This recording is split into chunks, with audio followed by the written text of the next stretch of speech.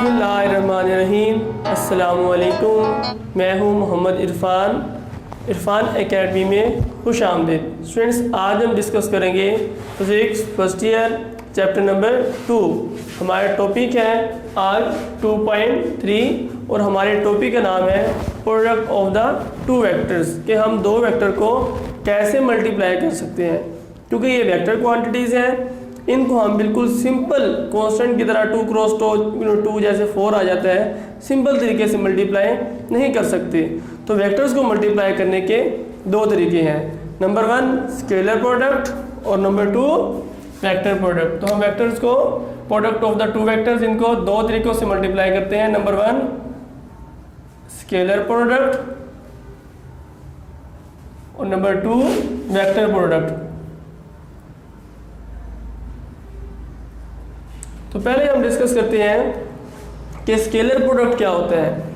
जब भी दो स्केलर क्वांटिटी को मल्टीप्लाई करें, जब भी दो वेक्टर क्वांटिटीज़ को मल्टीप्लाई करें और हमारे पास रिजल्टेंट में एक स्केलर क्वांटिटीज़ आ जाए, तो ये ऐसे प्रोडक्ट को क्या कहते हैं, स्केलर प्रोडक्ट। दोबारा फिर वो से सुने, जब भी दो वेक्टर क्वांटिटीज़ को मल्टीप्लाई करें और रिजल्टेंट में हमारे पास एक स्केलर क्वांटिटी आ जाए, ऐसे प्रोडक्ट को हम कहते हैं स्केलर प्रोडक्ट। जैसे कि a डॉट b, अब लेट्स सपोज a और b दो वेक्टर क्वांटिटीज़ हैं, तो रिजल्टेंट में हमारे पास आंसर स्केलर आना चाहिए। तो इसके एग्जांपल जो है डिस्कस कर लेते हैं, जैसे फोर्स डॉट डिस्प्लेसमेंट। अब फोर्स भी डिस्प्लेसमेंट भी दोनों ही वेक्टर हैं, तो इसका जो आंसर है हमारे पास क्या आना चाहिए, स्केलर। तो यहाँ पे आ जाएगा work done. Force dot displacement is equal to work done. तो ये एक स्केलर क्वांटिटी है। उसके बाद जो है हम जो है डिस्कस करते हैं सेकंड पॉइंट, वेक्टर प्रोडक्ट। तो वेक्टर प्रोडक्ट क्या होता है कि जब भी टू वेक्टर क्वांटिटीज़ को प्रोडक्ट करें और हमारे पास रिजल्टेंट में भी वेक्टर ही आ जाए, तो ऐसे प्रोडक्ट को क्या कहते हैं, वेक्टर प्रोडक्ट। तो इसके एग्जांपल ले लेते हैं, जैसे कि F क्रॉस R, तो ये इसका आंसर आएगा टॉर्क। तो टॉर्क क्या है, ये भी एक वेक्टर क्वांटिटी है।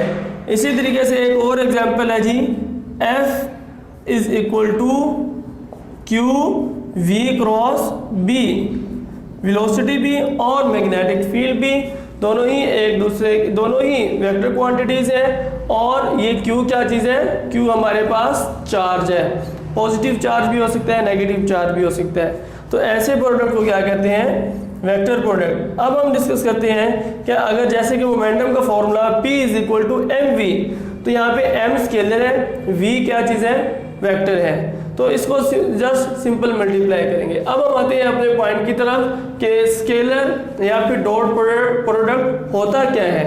तो स्केलर प्रोडक्ट का एक और नाम भी है dot product. The scalar product of two vector quantities is a scalar quantity.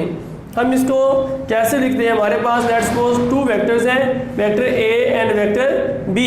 हम उनको कैसे लिख सकते हैं, a dot b which is equal to a b cos of theta.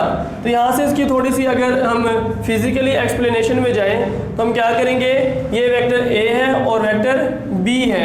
हम क्या चाहते हैं कि b की प्रोजेक्शन a पे जब शो करेंगे तो ये आ जाएगा b कॉज ऑफ थीटा। तो ये क्या है, the projection of b on a। b की a के ऊपर प्रोजेक्शन क्या आ जाएगी, दिस वन, और इसको हम लिखते हैं b कॉज ऑफ थीटा। तो a डॉट b किसके इक्वल हो जाएगा, यहाँ से a dot b is equal to a, क्योंकि ये projection of b on a है, तो यहाँ पे क्या आ जाएगा, b कॉज ऑफ थीटा। तो यहाँ पे a भी वेक्टर है, b भी वेक्टर है, लेकिन a क्या चीज़ है, इसका मैग्नीट्यूड है, और b भी इसका क्या है, magnitude. What is theta, theta the angle between two vectors.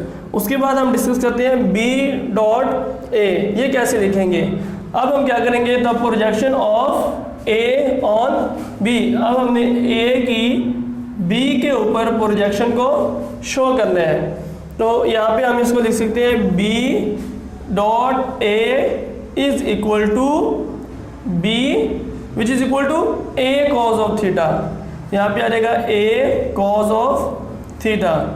So B dot A equal to B A cos of theta. उसके बाद अब हम डिस्कस करेंगे कि इसकी कुछ एप्लीकेशंस है, क्या इसकी एप्लीकेशन कहाँ पे है, ये डॉट प्रोडक्ट फिजिकल लाइफ में कहाँ पे अप्लाई होता है। तो यहाँ पे पहले इसको समझ लें कि इसकी रेंज कितनी होती है डॉट प्रोडक्ट की। तो यहाँ पे लेट्स सपोज वेक्टर ए और वेक्टर बी कोई भी हमारे पास 2 वेक्टर्स है, तो इन दोनों के दरमियान एक रफली एस्टिमेट जो है 45 डिग्री का एंगल है।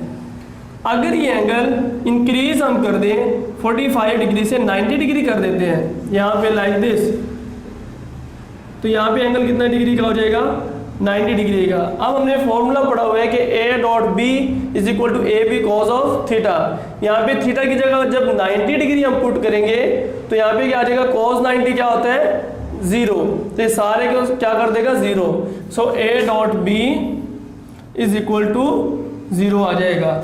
इसी तरीके से अगर ये एंगल 90 से और ज़्यादा बड़ा हो जाए लाइक दिस, यहाँ पे चला जाए और इंक्रीज हो जाए तो ये कुछ ऐसे बनेगा। अगर ये वेक्टर हमारे पास A है और बिल्कुल इसके अपोजिट वेक्टर क्या आ जाएगा B, A और B। अब ये जो एंगल बन गया है वो है 180 डिग्री।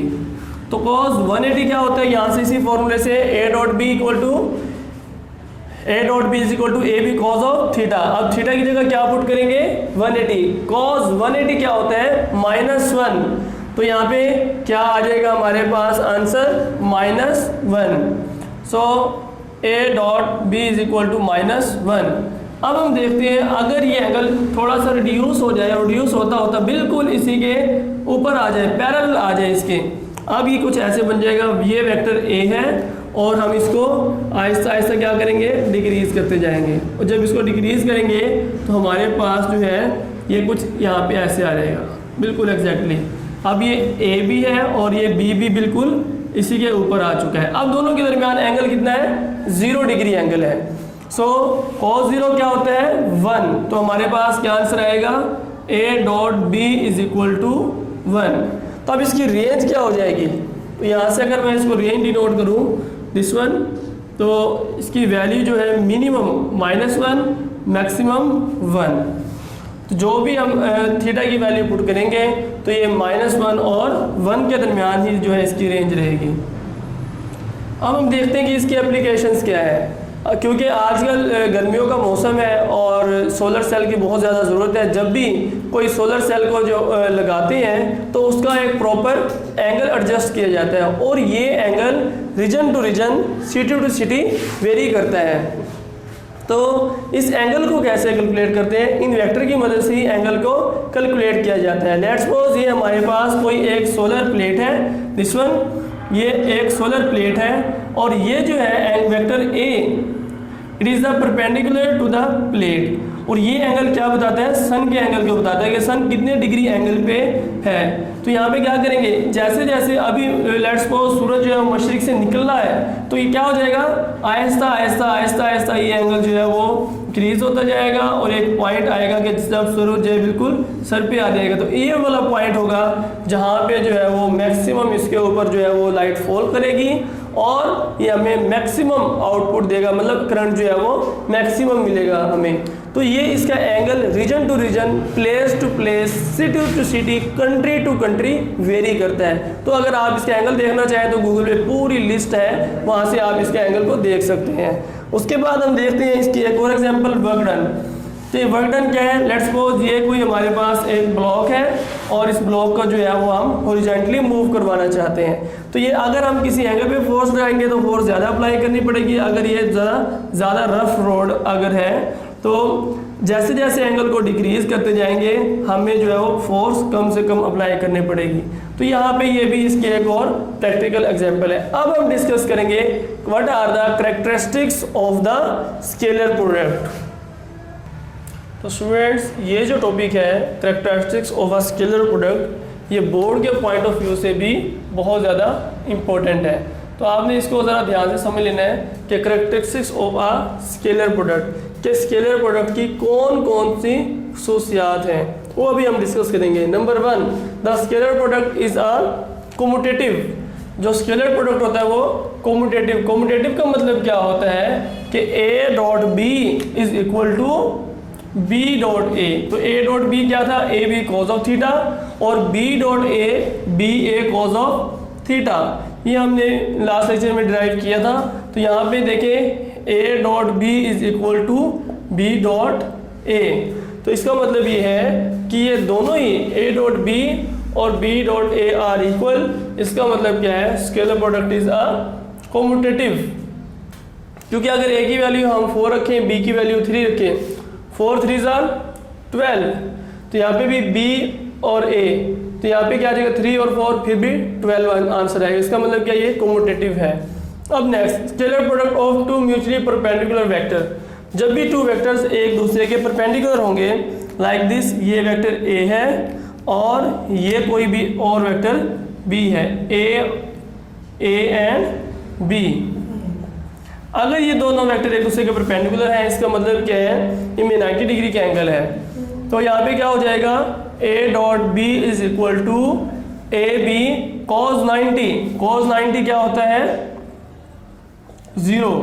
तो यहाँ पे क्या रहेगा, 0। तो इस होल को क्या कर देगा, 0। A dot B is equal to 0। तो जब भी टू वेक्टर्स एक दूसरे के परपेंडिकुलर होंगे तो उनका स्केलर प्रोडक्ट जो है वो 0 के इक्वल आएगा। इन the term of unit vectors I dot I, J dot जे, के डॉट के इज इक्वल टू 0। ये कैसे आता है, जैसे कि एक मैं करके दिखा देता हूँ, जैसे आई डॉट जे। तो आई डॉट जे हम इसको कैसे ओपन करेंगे, आई जे कॉज ऑफ 90 डिग्री, क्योंकि आई जो है इसका मैग्नीट्यूड यूनिट वेक्टर है, इसका मैग्नीट्यूड क्या होता है 1, जे का भी 1, cos 90 क्या होता है 0। तो होल को क्या कर देगा ये 0। इस तरीके से I dot J, J dot के और के डॉट आई, ये तीनों ही 0 के इक्वल होते हैं। अब हम डिस्कस करेंगे scalar product of two parallel vectors. जब भी टू वेक्टर्स एक दूसरे के पैरेलल होंगे तब उनका स्केलर प्रोडक्ट क्या आएगा। जब भी दो वेक्टर एक दूसरे के पैरेलल होंगे, इसका मतलब क्या है, एंगल कितना उनके दरमियान 0 डिग्री। तो जब एंगल 0 डिग्री है तो अब हम देख लेते हैं कि उसका जो आंसर क्या आएगा। तो स्केलर प्रोडक्ट जो है वो मैक्सिमम आएगा, A dot B is equal to A B cos of theta, क्योंकि थीटा जो है हमारे पास 0 डिग्री है। तो कॉस 0 क्या होता है, cos 0 degree is equal to 1। तो यहाँ पे कॉस 0 की जगह 1 आ जाएगा। तो A dot B is equal to A B.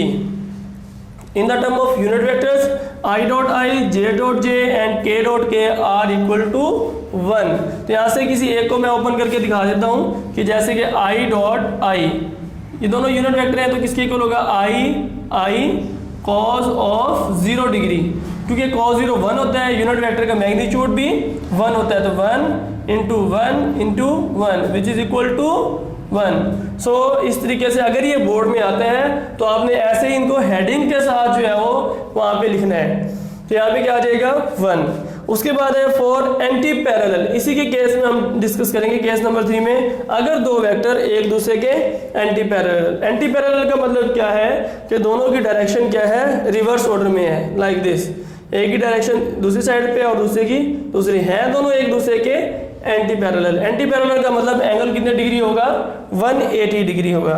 जब एंगल 180 डिग्री होगा इसका मतलब क्या है, cos 180 क्या होता है, -1। तो यहाँ पे आ जाएगा -AB। So A dot B is equal to -AB।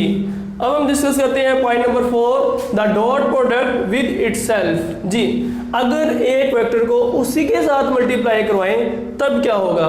जी, तो आपने क्या लिखना है, the dot product of a vector with itself is equal to the square of that vector, is equal to the square of that vector. तो क्योंकि cos theta cos 0 क्या होता है, 1 होता है, तो a dot a equal to a square आ जाएगा। उसके बाद जो है scalar product of two vector in term of their rectangular components. जी, अगर हम इनको axi, ayj, azk इनको कंपोनेंट्स में रिजोल्व कर दें तब जो है इनका जो है स्केलर प्रोडक्ट क्या आएगा। तो a डॉट b, तो पहले हमने क्या किया है, a की ये सारे रेक्टेंगुलर कंपोनेंट लिख लिए हैं, फिर हमने b के रेक्टेंगुलर कंपोनेंट्स लिख लिए हैं। अब हम क्या करेंगे, इन दोनों को 1 बाई 1 मल्टीप्लाई करेंगे। तो पहले इसको फर्स्ट से करेंगे, क्या आ जाएगा, ax bx इंटू आई और आई है, क्या आ जाएगा i डॉट i। उसके बाद फिर क्या करेंगे, फर्स्ट को सेकंड के साथ, क्योंकि आपने पहले फर्स्ट को पकड़ना है, सबके साथ 1 by 1 मल्टीप्लाई करना है, फिर सेकंड को लेना है और सबके साथ 1 by 1 मल्टीप्लाई करना है, उसके बाद आपने थर्ड को लेना है और सबके साथ 1 by 1 मल्टीप्लाई करना है। तो यहाँ पे क्या आ जाएगा, plus ax by I dot j plus ax bg I dot k।